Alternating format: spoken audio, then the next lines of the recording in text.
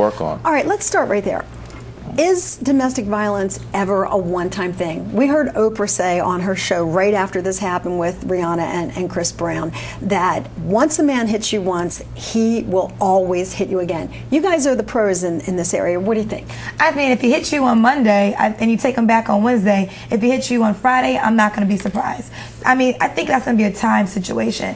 It could be a situation where he may not hit you again, but he has to go through some things and change himself. He's got to so want to change. in a week, I think he's going to hit you again. You need to let the guy or whomever get their self together and then maybe reconsider the fact of taking them back. But it's not going to happen in a week, a month, maybe not even 2 or 3 months. But you can't go back with somebody 2 weeks after they hit you and then be surprised when they hit you again. I agree. I think it's almost like a test of and Beth, I know you said it's not about weakness, so I respectfully disagree. I think it's almost like a test by the person who's the hitting, the person hitting, about how much is that other person going to take, the victim, whether it's a man or woman. Oftentimes it's female, but I think it's oftentimes the way I've seen it. The man will do it once, hit once, and it'll be kind of a test period. Is she going to take it? Is she going to stay around? And often she does. And so then it's kind of asking You're for making it this again. guy or any guy that does this sound like a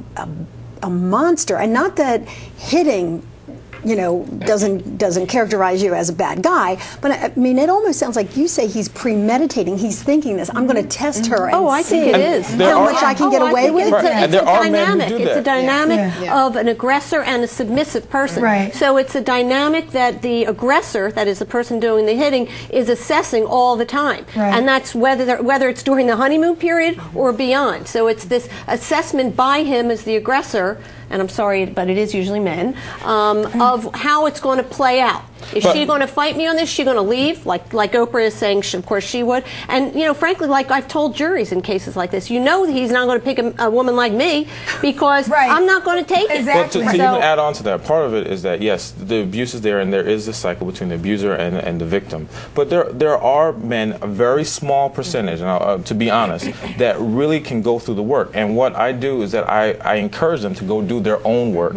Even here in Philadelphia, where there's groups geared to helping helping abusers work through their issues. Because if they're not willing to do that work, if they're not willing to be accountable, to take responsibility, if they're not willing to do what it takes, then yeah, they're going to go right back to the system because somewhere throughout their life this pattern started. Listen, I'm not one to shut the door on hope, okay? There's always hope, but I would venture to say it's a very small percentage Beth, do you think men. Because this is recidivistic behavior. Do you think when someone like Chris Brown says he's sorry, or any man who is accused of something like this, that at that moment they truly are remorseful about their behavior? I think what I've seen anyway, I ran men's groups for 15 years in addition to working in domestic violence, and what I've seen is there are two different kinds, at least two different, there's probably 100 different kinds, but at least two different kinds of abusers, and that there are the kind that they really don't understand, why am I behaving this way? It's almost really, it's almost out of their control. And then there's a kind that's very premeditated, very calculating, that you're right, they pick they know which buttons to push, and they look for the right. And I think for those people where it's real, where it's out of their control, they really are sorry, and they don't understand why this has happened either, and they may truly believe that they can do it. You know, we all have good intentions. I have good intentions to lose 20 pounds. And this was particularly surprising to people who knew him because he grew up in supposedly an abusive household, and he's actually spoken out against it and says that's why he goes the other direction. He doesn't want to respond with anger and violence because he lived his life with that. And then also you have to remember, he's an abuser, but he's also a superstar. And you know, I've interviewed Chris Brown in person. He's a sweetheart in person. I was very taken aback when I heard about the situation. But he lives in almost like a fairy tale land because we make everything so easy for him. Women cry over him. Like girls, his fans are defending him still because he could sing and dance well. So I almost think that in this situation, he did have an out-of-body situation because he's probably so used to being in control. Well, and whatever you happened, wonder. I'm not excusing it. You just wonder because some reports are coming out that this wasn't the first time that they had, had a little scuffle. But you know what, though? And we'll never really know that. I don't think now, any I know of us that are this surprised topic to has hear gotten that. a lot of response on your show and certainly along all news media. We went out and got some response from you as well. As I said, the response that we got was overwhelming. So we wanted to share a little bit more with what you told us about Rihanna and Chris Brown. If there's violence, it definitely doesn't teach our young women to, run away from it and make better choices. I guess from what all these psychologists and that are saying, it's likely to happen again. And I think that's a pretty well-known, well-established fact. So, not a good move. She should have just walked away and let him go to get help for himself.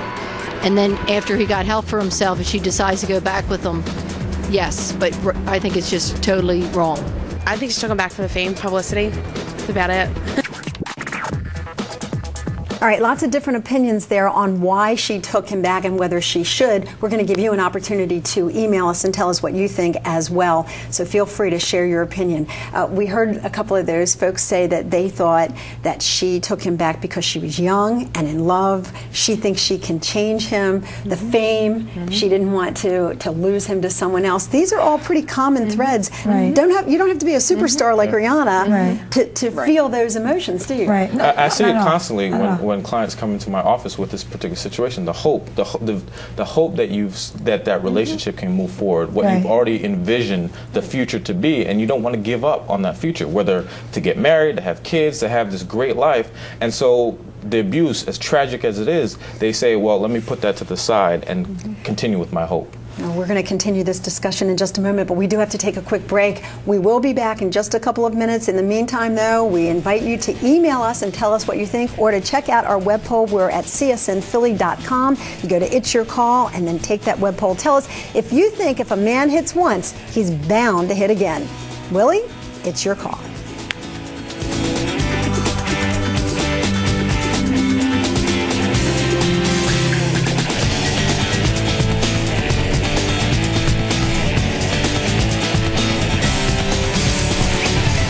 Lynn Doyle's jewelry provided by David Craig Diamonds and Fine Jewelry, Newtown, Pennsylvania.